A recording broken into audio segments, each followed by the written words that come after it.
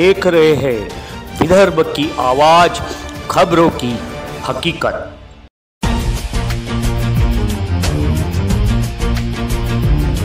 या जिल्ह्याची ते शान, असे भाजपाचे अभिमान, सौभाग्य कोरडीच्या महालक्ष्मीचे वरदान जलाभले, असे लाडके नेते आमचे बावनकुळे,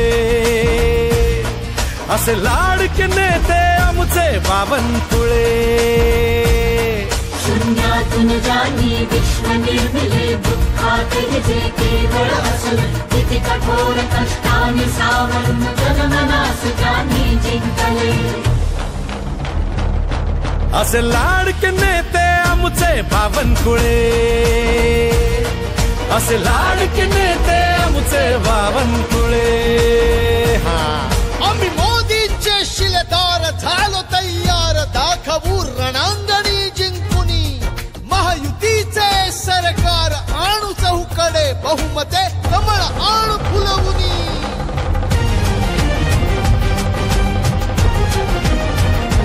कामे विकासाची केली, लोडशेडिंग मुक्त महाराष्ट्राची पूर्ती त्यांनी केली, साऱ्या नागपूर कामही चौफेर विकास कामांची गती त्यांनी वाढवली। कलाक्रीडा पर्यटन हर क्षेत्राचा सखोल करून विचार, असे ऊर्जा मंत्री ऊर्जेचे स्रोत, गोरगरिबांचा आधार। सामील जनतेच्या सुख दुःखात कुटुंब त्या मानले, असे लाडके नेते आमचे बावनकुळे, असे लाडके नेते आमचे बावनकुळे। जनतेचा दृढ विश्वास घेतला ध्यास, घडवूया पुन्हा नवा इतिहास। शिवछत्रपतींच्या स्वप्नातील महाराष्ट्र आणू उदयास।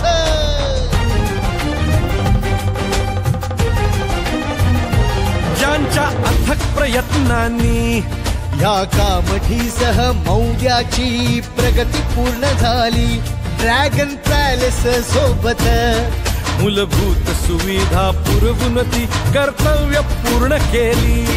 उद्योग शेतीसह शिक्षणात बदलाव दिसे चहुओर, भय नाही आता शहरात कुठेही सुरक्षित हरणार।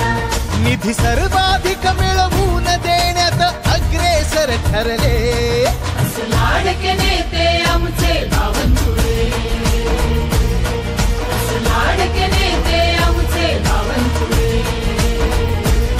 लाडके नेते आमचे बावनकुळे।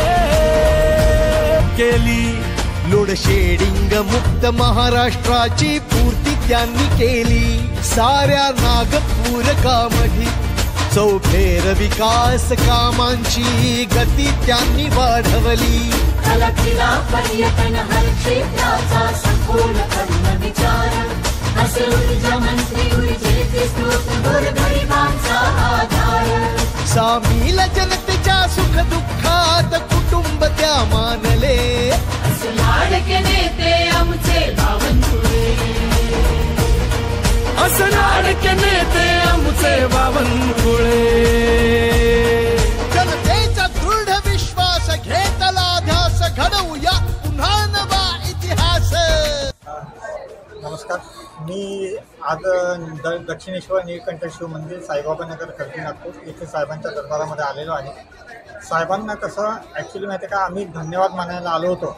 साहेबांनी 1 वर्ष अगोदरच आम्हाला मंदिराच्या शेजारी गरीब जनतेच्या उपयोग येईल असं एक सभामंडप बांधून दिलेलं आहे, आणि ते कसं सर्वांच्या उपयोगाचं झालेलं आहे। फक्त तिथे काही कामांची कमतरता राहिलेली होती, फक्त ते सुचवायला आलो होतो। आणि शिवमंदिरचा आता महाशिवरात्रीचं दरवर्षीप्रमाणे यावर्षी पण कार्यक्रम आहे, तर त्याचं आमंत्रण पण द्यायला आलो होतो, आणि साहेबांनी ते व्यवस्थित शांतपणे ऐकून घेतलं।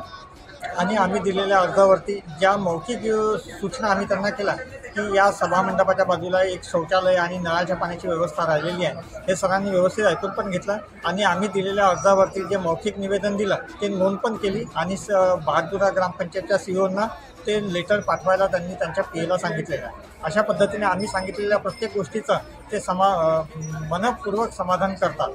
आणि याच्याबद्दल मी त्यांचा खूप खूप आभारी आहे. तर पहिले तर झाले नाही आणि परत होणारही नाही हे मी 100% सांगू शकतो. कारण की मी आता ज्या शिवमंदिराची गोष्ट करतोय 20 वर्षाच्या पहिले जेव्हा तिथे आम्ही राहायला आलो होतो तेव्हा कसं ते ग्राउंड 19,000 स्क्वेअर फीटचं ओपन प्लेस होतं आणि कसं जे लेआउट मालक असतात ते कसं जागेचा मोबदला जास्त मिळावा या चक्करमध्ये त्यांनी जे सामाजिक उपयोगाची जी जागा होती ती अक्षरशः का विकायला काढलेली होती. आणि त्यावेळेस हे लक्षात आलं तेव्हा आम्ही साहेबांना ग्रामपंचायतला निवेदन दिले, पण ते बरोबर पाठपुरावा करत नव्हता आमच्या अर्जाचा. मग साहेबांना आम्ही जेव्हा भेटलो तेव्हा साहेबांनी वरतून फोन केला आणि ग्रामपंचायतला माहिती का व्यवस्थित माहिती का त्याचा ठराव केला आणि ती लोकोपयोगी जागा होती ती लोकांच्या उपयोगाकरते राखीव राहील बा असं त्यांनी ते ग्रामपंचायतला ठराव घ्यायला लावला आणि तेव्हा ती जागा वाचली. आणि आज त्या ठिकाणी एक मस्त छान सभामंडप बांधलेला आहे, शिवमंदिर बांधलेलं आहे आणि आता साहेब कंपाऊंड वॉल पण ते सँक्शन करून दिलेलं आहे आणि मला पूर्ण विश्वास आहे की ते लवकरात लवकर ते काम पण ते सुरुवात करायला लावतील. आमच्या परिसरात हे अहोभाग्य समजतो की यावेळेसच्या इलेक्शनमध्ये विरोधकांनी खूप कारवाया करून पाहिले, कारस्थानं करून पाहिले, पण बावनकुळे साहेब विजयी होणार होते आम्हाला पूर्ण विश्वास होता आणि खरंच निवडून आले हे आमचे अहोभाग्य.